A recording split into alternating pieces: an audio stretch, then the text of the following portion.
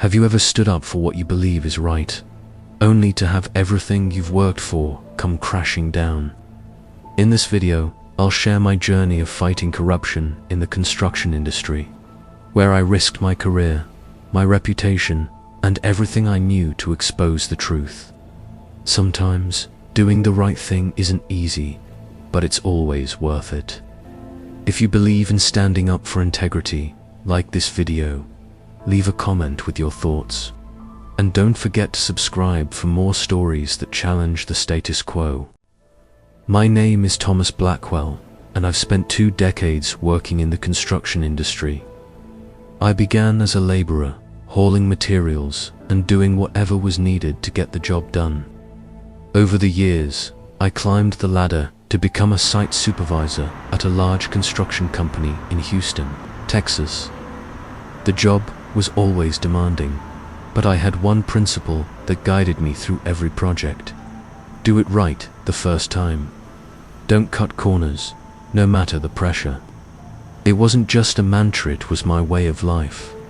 I had seen the consequences of sloppy work too many times to take shortcuts, and I wasn't about to start.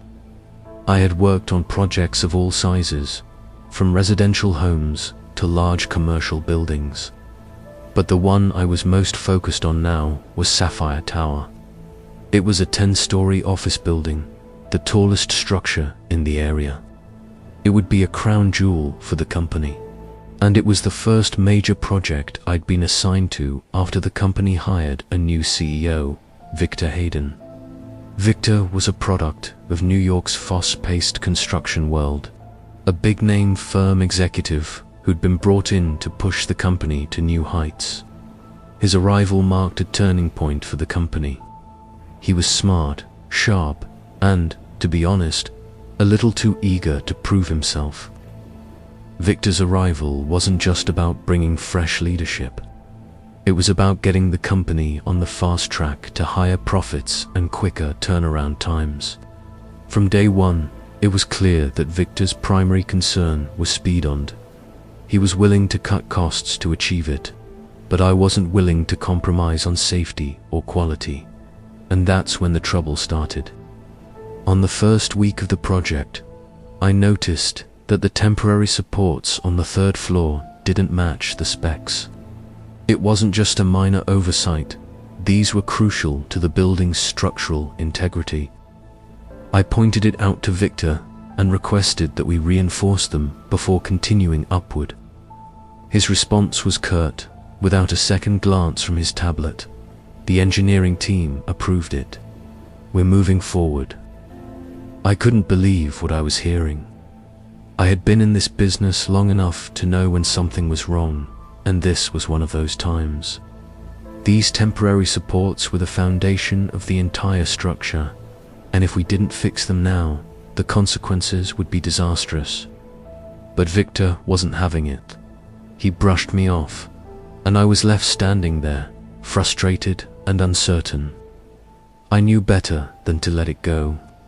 I couldn't simply trust the approval of an engineering team that was more concerned with deadlines than proper procedures. So, I did what I always did. I documented everything, every conversation, every issue, every deviation from the plan. I took photos, sent emails, and kept my own log. Some might call it covering my own back, but to me, it was just doing my job. As the days went by, things only got worse. The pressure to finish quickly mounted. Safety meetings were cut short. Inspections became more of a formality than a thorough review. And deadlines became more important than the quality of the work being done. The crew members were working longer hours under Victor's directive, and I could see the strain on their faces. They were burning out, but Victor didn't care. All he cared about was hitting that magic date on the calendar when the project was supposed to be finished. I was beginning to feel like the odd man out. The whole atmosphere had shifted since Victor came on board. What had once been a company built on trust and hard work now felt like a machine. churning through its employees to get to the end goal: profit. I had always been proud of my work, knowing that it was done with integrity and dedication, but now I wasn't sure where the company I had devoted my career to had gone. The tipping point came when I discovered that lower-grade structural bolts had been substituted for the original, higher-quality bolts that were called for in the plans. I knew immediately that this was a serious issue. These bolts were essential to the building's stability, especially in the event of an earthquake or high winds. When I approached Victor with the problem, I could feel the weight of the moment. I showed him the comparison of the bolts, explaining that the ones they were using were not up to code. His response was dismissive, almost arrogant. The supplier assured me they're within acceptable parameters. We're not delaying the steel team for this. I couldn't believe it. This was it. This was where I drew the line. I wasn't about to let my name be associated with a building that was being constructed with substandard materials, just to save a few bucks and meet a deadline. I had no choice but to report it. I knew the risks, but I also knew that I couldn't stand by and let this happen. I had to do something. The next day, everything changed. I was called into Victor's office. "Thomas," he said with that cold, corporate smile, "you're a great worker, but we need people who prioritize deadlines around here. I'm afraid we're going to have to let you go." Just like that, my 20 years of experience meant nothing. The cardboard box in front of me felt heavier than it should have as I packed up my things. I didn't say a word as I left the building, but in my heart, I knew I had done the right thing.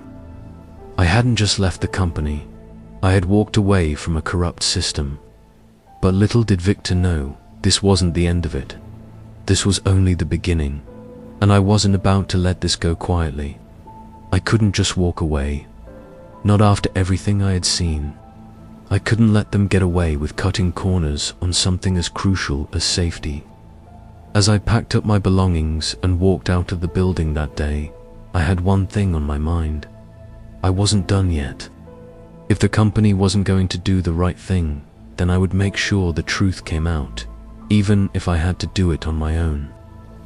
I knew I couldn't let this end with just the termination. If I stayed silent, I'd be complicit in all of this. So, I decided to take matters into my own hands. The first thing I did was set up a secret surveillance system. I didn't trust anyone anymore. Not the project managers, not even the engineers. I needed proof, and I needed it fast. Using a few spare cameras I had at home, I rigged them in places where I could monitor the site without anyone knowing. The surveillance wasn't just about capturing the workers, no, it was about capturing the conversations that took place behind closed doors. The ones where Victor and the others made decisions to cut corners, to substitute cheaper materials, to overlook the problems I'd been flagging. I made sure to record every conversation I could, every meeting where safety concerns were dismissed or ignored. It wasn't just the cameras.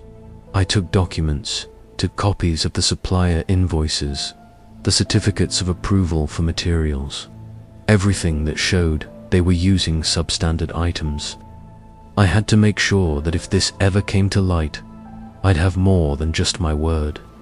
I needed concrete evidence, something that couldn't be ignored or swept under the rug. But things didn't go as smoothly as I expected. Victor had started to notice that I was becoming more cautious, more distant. He seemed to sense that I was no longer the loyal, compliant employee he'd expected. I guess he didn't take kindly to someone questioning his authority, especially after I pushed back on those bolts. I caught him watching me from across the office one morning, a look in his eyes that said he knew something was up. He didn't confront me right away, but I could feel the tension building. It was only a matter of time before he made a move. I knew the situation was going to escalate quickly. If Victor suspected what I was doing, he wouldn't hesitate to find a way to get rid of me. And that's exactly what he did. The next morning, I was called into his office. I remember walking in, my palms sweating, but I was ready. I knew what I had to do. "Thomas," he said, his voice calm, but with an edge I hadn't heard before. "I've been reviewing your work lately, and frankly, I'm disappointed. There are issues on this site, and you're making things difficult. You've been causing problems with the crew, questioning every decision, and now you're making it hard to meet deadlines. I've had enough." I stayed silent, but my mind was racing. I had expected this. It wasn't about performance. It was about Victor trying to cover his tracks. I knew he was trying to intimidate me into backing down. "You're a good worker, but you've become a liability. I'm going to have to let you go," Victor continued, looking at me without blinking. His gaze was cold, as though he was completely indifferent to the years of work I had put in. "You're not the right fit for this team anymore. We're going to have to escort you off the premises. Please pack your things." Just like that. No warning, no conversation about the issues I had raised. He didn't want to hear about the substandard materials, the safety violations, or the threats to the integrity of the building. All he cared about was protecting his own skin, and I was in his way. I was escorted out by security, a young guy who looked just as uncomfortable as I felt. I didn't even glance back at the office as I packed up my personal items. The weight of the cardboard box I was holding felt heavier than it should have. It wasn't just about losing my job. It was about everything I had fought for, everything I had tried to stand up for. But I wasn't defeated, not yet. As I walked to my truck, I saw some of the crew members watching me. They weren't stupid, they could see what was happening. I gave them a small nod, not of farewell, but of warning. "Watch yourselves," I thought. "You're next." The system was built on cutting corners and ignoring the truth, and as long as people kept their heads down, it would continue. I drove home in silence, my hands gripping the steering wheel so tightly my knuckles turned white. I hadn't just been fired, I had been silenced, but I wasn't about to let it end there. I had already begun gathering evidence, and now I had to find a way to make sure it didn't go to waste. That night, as I sat in my truck in the driveway, I opened my laptop and began organizing everything I had documented: photos, emails, video recordings. I wasn't going to let this company get away with putting lives at risk just to save a few bucks. The people involved in this, the engineers, the managers, the corporate executives, needed to be held accountable. The next day, I contacted OSHA, the Occupational Safety and Health Administration. I sent them an email detailing every safety violation I had discovered, attaching all the evidence I had compiled. I wasn't sure what would come of it, but I knew one thing: it was out of my hands now. The truth was finally on its way to being exposed. But I wasn't done. I knew this wasn't just about reporting violations. It was about bringing down a system that had been built on lies and deceit. And I had a feeling that Victor wouldn't let this go without a fight. I wasn't about to let my termination be the end of the road. Walking away from Driftline Construction didn't feel like victory, it felt like the beginning of a much larger battle. But it was one I was willing to fight, no matter the cost. When I got home, I didn't just sit around feeling sorry for myself. I knew the battle wasn't over. It was just beginning. I picked up the phone and called Edward, an old friend of mine who happened to be a lawyer specializing in labor rights and workplace safety. Edward had been in my corner before, helping me with legal matters in the past, and I knew he'd be able to guide me now. When I explained the situation to him, he listened quietly for a moment, before responding. "Thomas, this isn't just about Driftline. I've been hearing whispers about similar issues at other construction sites. Big companies are pressuring their people to keep quiet about violations, and some of them are starting to retaliate. You're not the first person to report these things, and you won't be the last." I could feel the weight of his words. This wasn't just a few bad apples at Driftline, it was a widespread issue that extended across the entire industry. The more I thought about it, the more I realized that what I had done was bigger than just one company. If I was going to bring about real change, I needed to do more than just report Driftline. I needed to dig deeper, expose the corrupt practices that had infected the entire industry. With Edward's help, we started an independent investigation. I didn't trust the authorities to act fast enough, and I couldn't wait around for another official inspection to get the ball rolling. Edward knew a few people in the industry who had turned whistleblowers, and he had some connections to safety inspectors who could look into things more thoroughly. We began gathering evidence, not just from Driftline, but from other companies that had been involved in similar safety violations and fraudulent practices. It wasn't long before things started to get weird.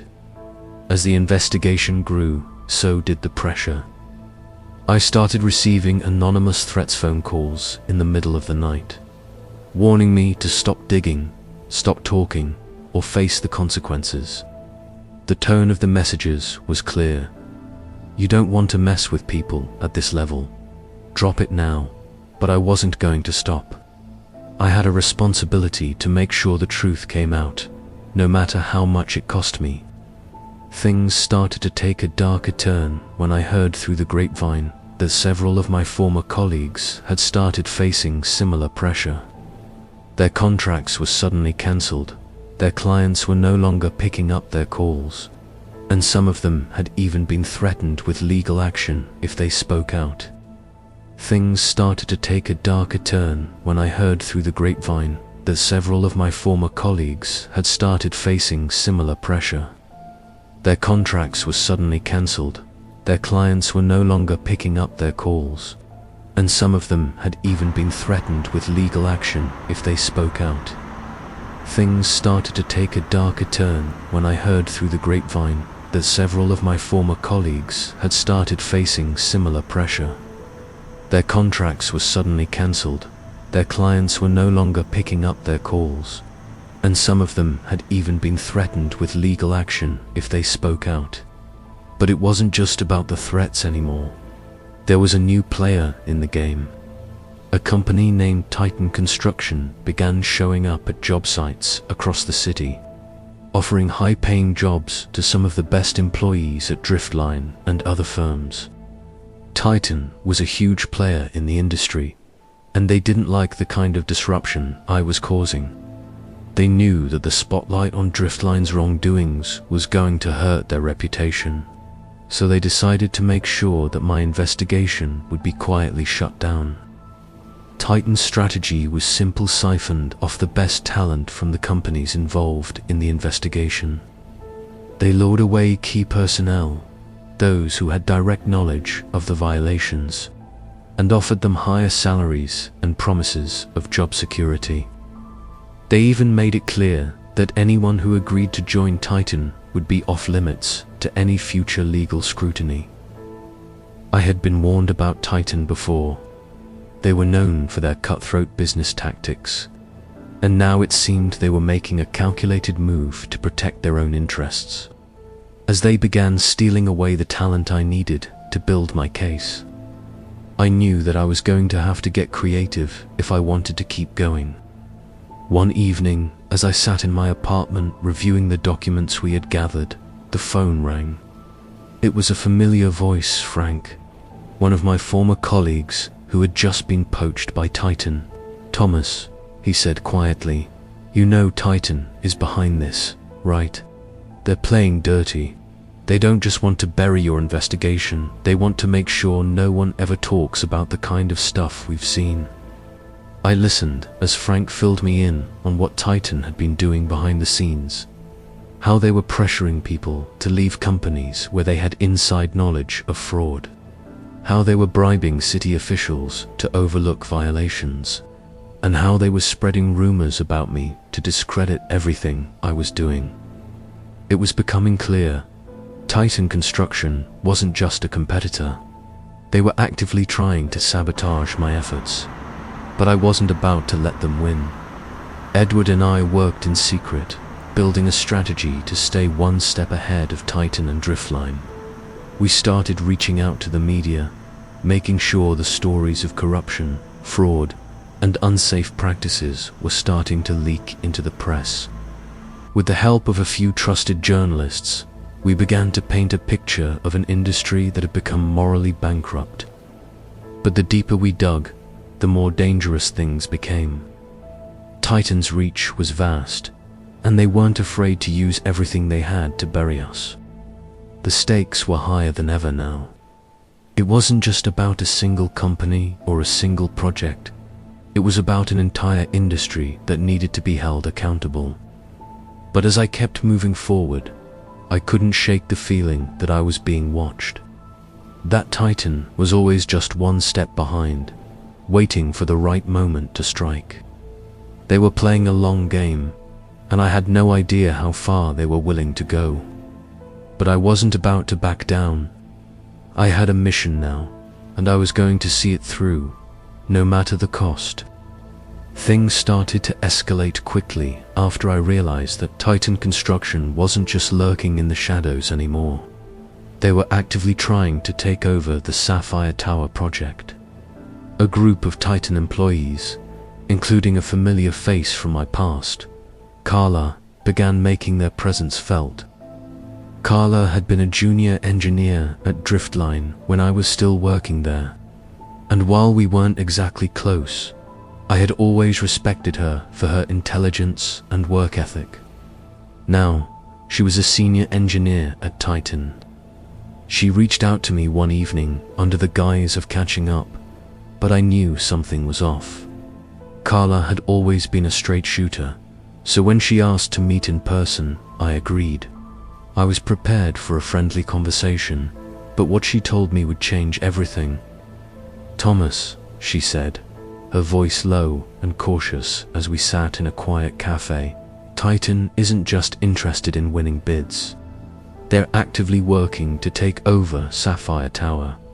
They're trying to manipulate the city officials to get the zoning and inspection approvals they need. They've been bribing certain key people to ensure that the building passes code inspections, regardless of the violations. It's all about getting that contract.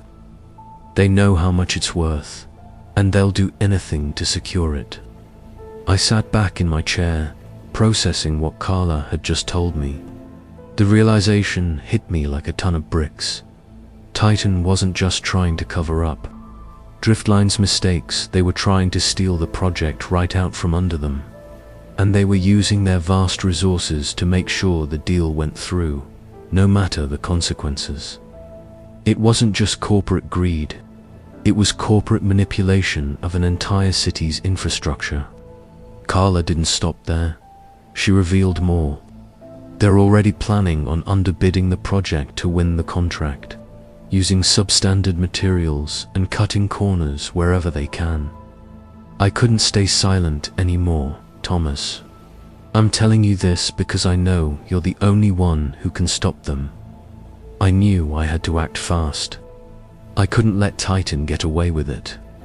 With Carla's insider information and my own research, I began to gather all the evidence I could find: emails, documents, and photos of the bribery exchanges between Titan's executives and the city officials. I also reached out to a few trusted witnesses, people who had worked on the project or who had knowledge of the backdoor deals happening.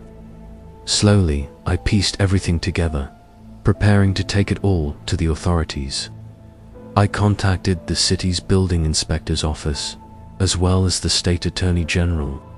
I compiled the evidence, wrote a report detailing the illegal practices, and attached everything I could find. I knew the risks involved, but I couldn't turn back. If this project continued unchecked, it would put not just the building's future occupants at risk, but also every worker involved in the construction process. I wasn't about to let that happen.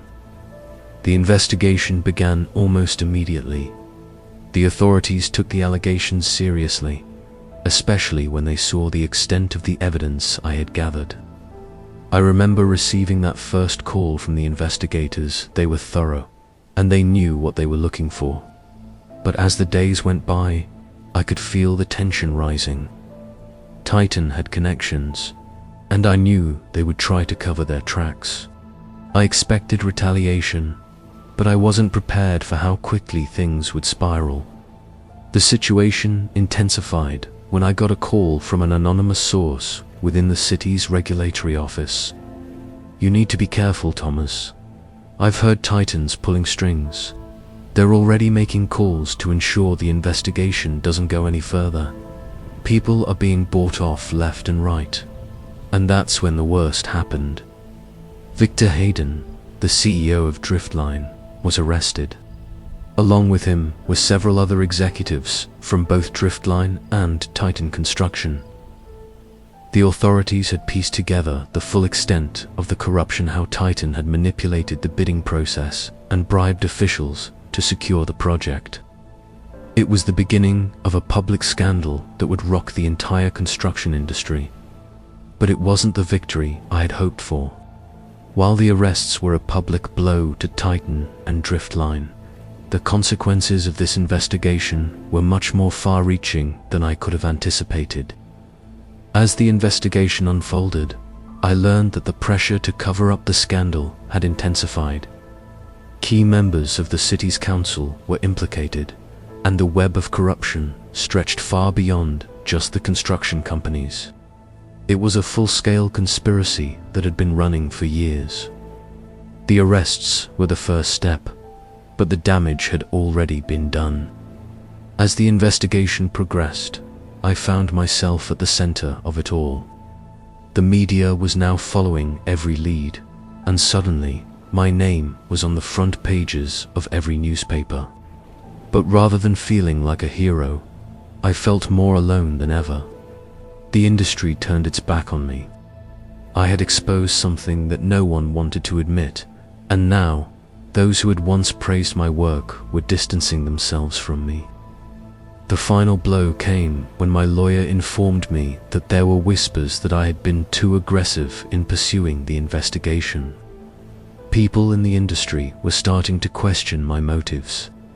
Some were even suggesting that I had personal vendettas against Titan and Driftline, that I had made things worse for everyone involved. My reputation was on the line, and despite everything I had done to expose the truth, I was being painted as the villain in the story. It was a painful realization. I had done everything I could to protect the integrity of the building industry, but the price I was paying for standing up for what was right was steep. The cost wasn't just in legal battles and career setbacks, it was in the personal toll it took on me, the relationships I had lost, and the trust I had shattered along the way. But as the investigation continued and the criminals were brought to justice, I knew I had made the right decision. Even if the industry had turned on me, I had done what was necessary. The truth had come out, and there was no going back now. The news hit like a tidal wave. The Sapphire Tower project had been suspended indefinitely.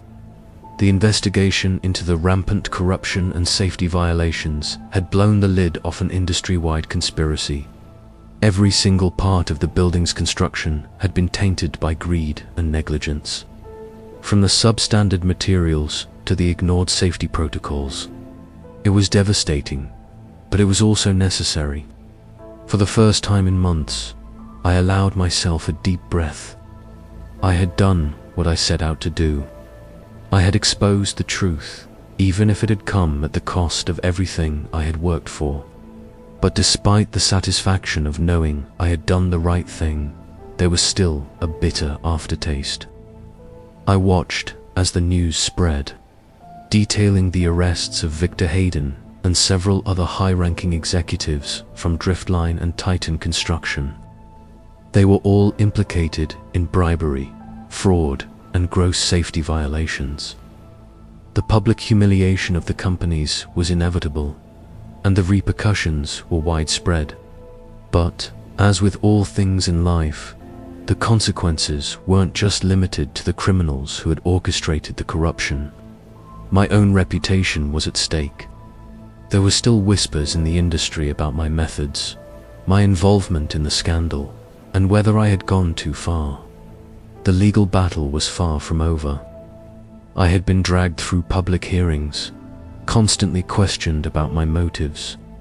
Some tried to paint me as an overzealous whistleblower, someone who had overstepped his bounds, while others tried to discredit me for causing chaos in a tightly knit industry.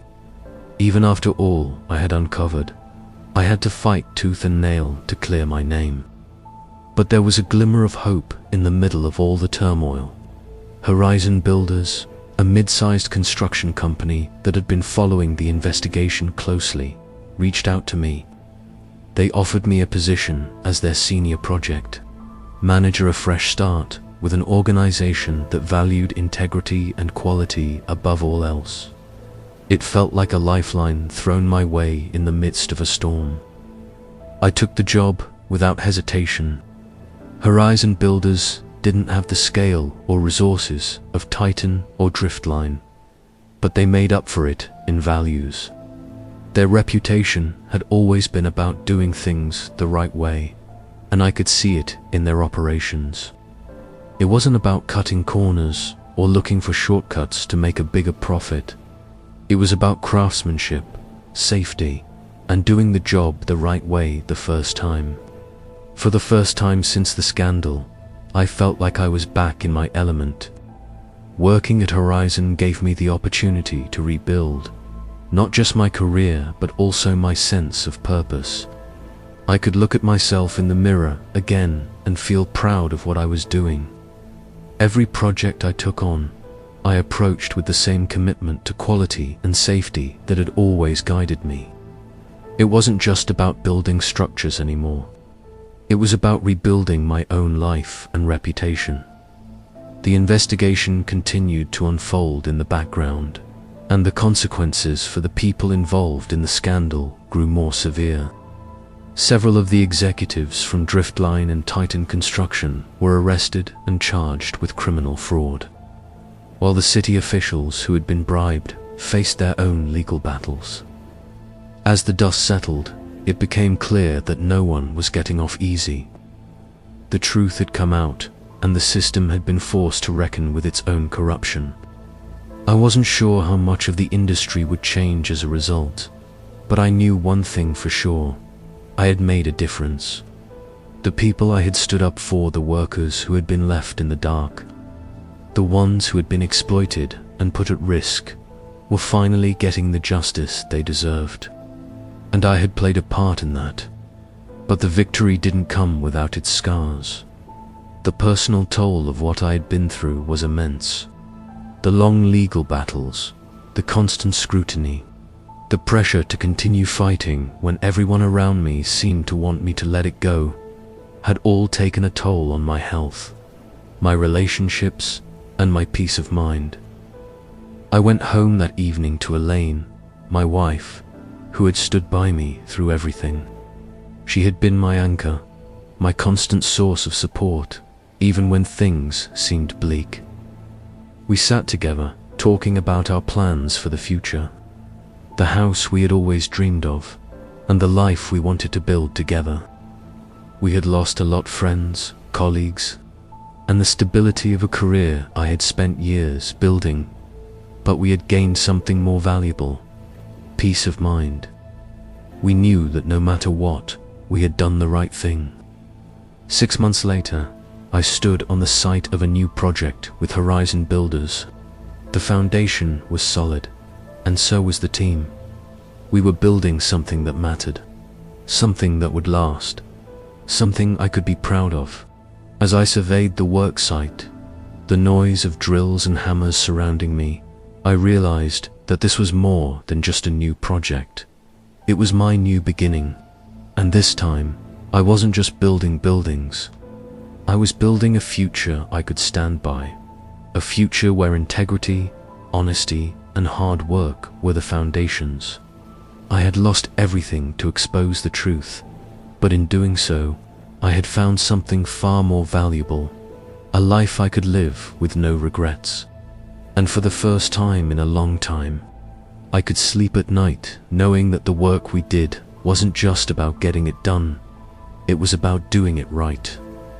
As I stood on the construction site of my new project with Horizon Builders, watching the crew work diligently, I couldn't help but feel a sense of peace settle over me. The noise of the drills and hammers filled the air, but to me, it sounded like the steady rhythm of a new beginning. I had been through so much to get here, and now, standing on this foundation, both literal and metaphorically realized that it wasn't just about rebuilding structures, it was about rebuilding my life. The last few months had been a whirlwind of legal battles, betrayals, and moments of doubt. But through it all, I had stuck to my core values, refusing to compromise on integrity and safety. Even when the world around me seemed to reward those who cut corners. The fight had cost me friends, my reputation, and my career at Driftline. But in the end, it had given me something far more valuable, a chance to start fresh. The investigation into Titan and Driftline had shaken the industry to its core. But the consequences weren't just felt by the companies. The people who had been complicit in the corruption were held accountable, and the voices of the workers who had been silenced for so long were finally heard. And through it all, I had played a role in making sure the truth came to light, no matter the cost to me. Now, as I looked at the work being done under my watch, I felt a sense of pride I hadn't felt in a long time. I wasn't just overseeing the construction of a building, I was overseeing the creation of something that was built on trust, integrity, and the commitment to do things the right way. It was a stark contrast to the projects I had worked on in the past, where corners were cut and safety was compromised. This was different. This felt real. The hardest part was behind me, but I knew the journey wasn't over. There would always be challenges, always be people who tried to bend the rules. But now, I was in a place where I could stand up for what was right, without fear of losing everything. I had learned that doing the right thing doesn't always lead to immediate rewards, but it does lead to something far more important: peace of mind.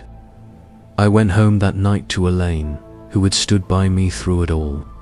We talked about our plans for the future, about the home we had always dreamed of, and the life we would build together.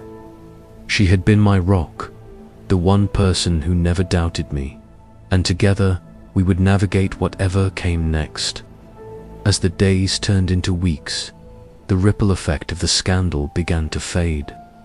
Driftline was dismantled, Titan was exposed for its corruption, and the city officials who had turned a blind eye were held accountable. But for me, the most important thing was that I had done the right thing. The industry would change, but I had already begun to rebuild my own life, brick by brick. 6 months after I joined Horizon, I stood once again in the middle of a construction site, this time with a clear conscience and a renewed sense of purpose. The work was challenging, but for the first time in my career, I felt at peace with it. No more compromises, no more shortcuts, just the satisfaction of knowing that the structures I helped build would stand the test of time, not just because they were physically sound, but because they were built on something far stronger: integrity. And as I walked through the site, watching the workers diligently doing their jobs, I realized that this was what I had been fighting for all along. Not just a career, but a legacy of doing things the right way, no matter the cost. This was my new dawn, and I was finally, truly home.